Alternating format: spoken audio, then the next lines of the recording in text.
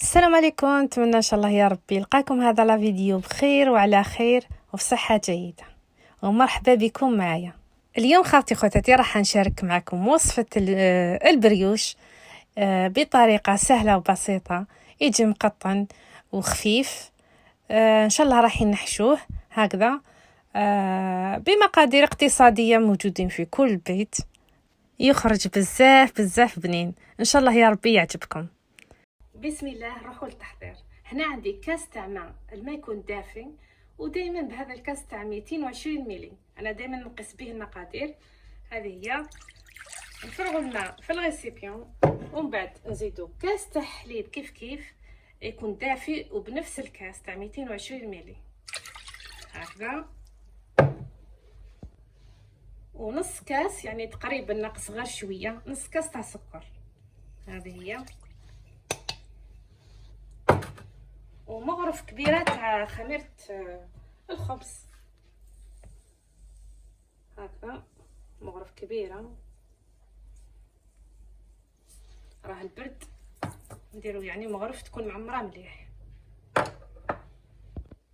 ومغرف كبيره تاع خل، كما تعرفوا الخل راه يعتبر محسن للعجينه هكذا. ونزيدو حبه تاع بيض، نحتاجو حبه برك،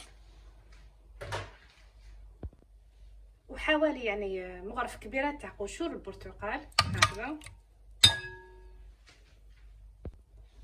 ونزيدو حوالي مغرف كبيره تاع مسهر. كما تعرفوا البريوش يبغي يتماشى مع المسهر هكذا.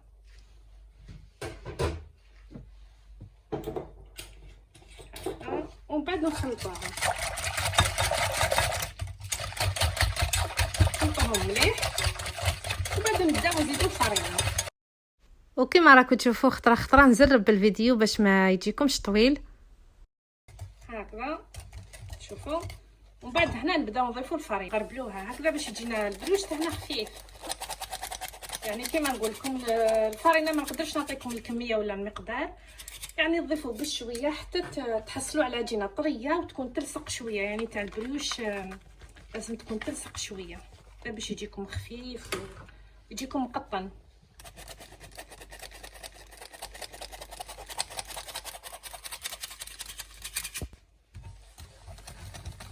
ونخلطوا هكذا، نحركوا،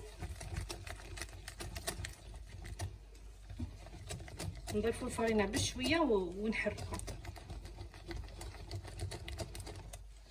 انا راح نزيد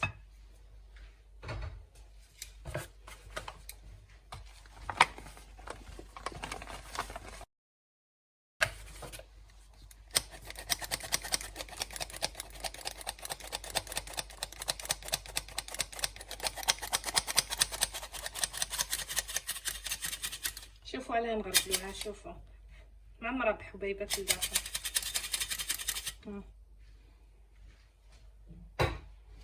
ونخلطوا. راني غير بالفوي، يعني تقدروا تستعملوا البيتخا ولا الباتور. انا غير بالفوي وانا لميت العجينه تاعي. شوفوا راهي مازالها تزيد.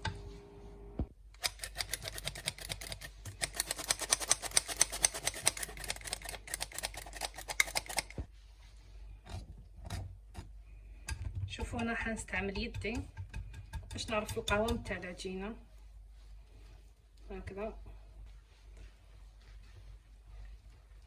راهي خفيفه ريشه، القوام تاعها هايل.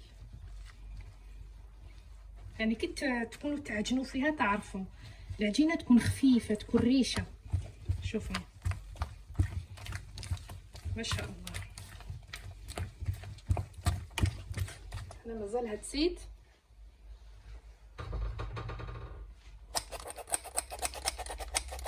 نضيفوا بشويه باش ما نقصحوش العجينه هكذا. شوفوا مازالها تزيد. هنا راح تدي لي كيلو تاع فرينه، وكل واحد كيفه. كاينه الفرينه اللي تشرب وكاينه اللي ما تشربش. يعني كل وحده والفرينه تاعها. كيما انايا درت لي تقريبا كيلو، واحد بقاو لي واحد 4 مغارف كبار. هذا ما كان تاع فرينه في الباكي. هكذا هذا هو القهوه اللي راني حاطه. راني بديت نلحق ليه تكون طريه وتلصق شويه في اليد. هكذا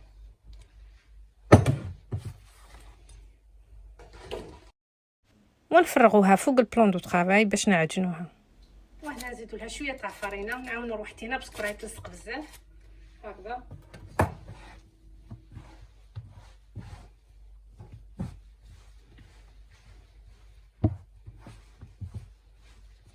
كما قلت لكم، يعني تقدروا تخدموها في البيتخا ولا باتور ولا يعني اللي ما تقدرش. وكما راكم تشوفوا يعني العجينه راهي خفيفه، راهي تنعجن وحدها. كذا هنايا نروح نجيب 2 مغارف كبار تاع زبده يكونوا مذوبين، ونبدا يعني نضيفهم بشويه. هنا نبدا نضيف الزبده بشويه ونعجن. هكذا ندخلوا مليح هذيك الزبده، يعني تشوفوا العجينه تاعكم تبدا كشغل تتقطع مع العجين تعاود تتلايم وحدها. يعني كتعجنوها واحد 3 دقائق تعاود تتلايم وحدها، ما تقلقوا لهاش. هكذا نبقى نعجن ونضيف بشويه الزبده حتى نكمل كامل هذوك 2 مغارف كبار تاع زبده. يعني تقدروا تخدموا بالزيت، ولكن النتيجه ما تكونش كيما الزبده. يعني بكل صراحه الزبده خير، يعني الزبده احسن تعطي له بنه. كيفاش خمرت بعد ما خليتها ساعه. هكذا شوفوا نمسح يدي غير بشويه تاع الزيت. خمرت روعه. نجيبو شويه فرينه ورشو بلون دو طرافاي تاعنا باش ما تلصقناش. هكذا نزيدو شويه على الوجه. شوفوا ما شاء الله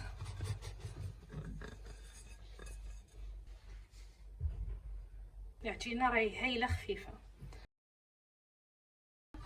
شوف روعه ما شاء الله. نجيبو نقسموها.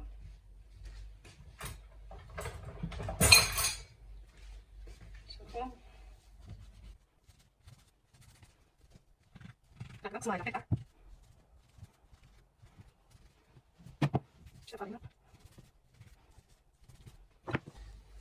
شوفوا ما شاء الله راهي بزاف خفيفه. هكذا نكوروهم ونحطوهم بعد نخدموهم ان شاء الله.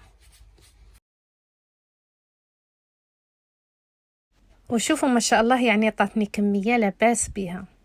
هكذا دركا نروحو نشكلو العجينه تاعنا كيما شفتوا. يعني حطيت شويه فرينه، رشيت شويه بلون دو طرافاي تاعي بشويه فرينه، وحطيت الكويره تاع العجينه تاعي وراني نحل فيها بالحلال. هكذا ومن بعد شديت شويه تاع سكر ودرتو على الوجه، يعني رشيتو على الوجه. ومن بعد شديت حطبه ولا هكذا كيما انا هذه تاع الشوا، وراني ندير خطوط بها. ومن بعد نقلبوا العجينه هذيك هكذا، ونزيدو نديرو شويه تاع سكر.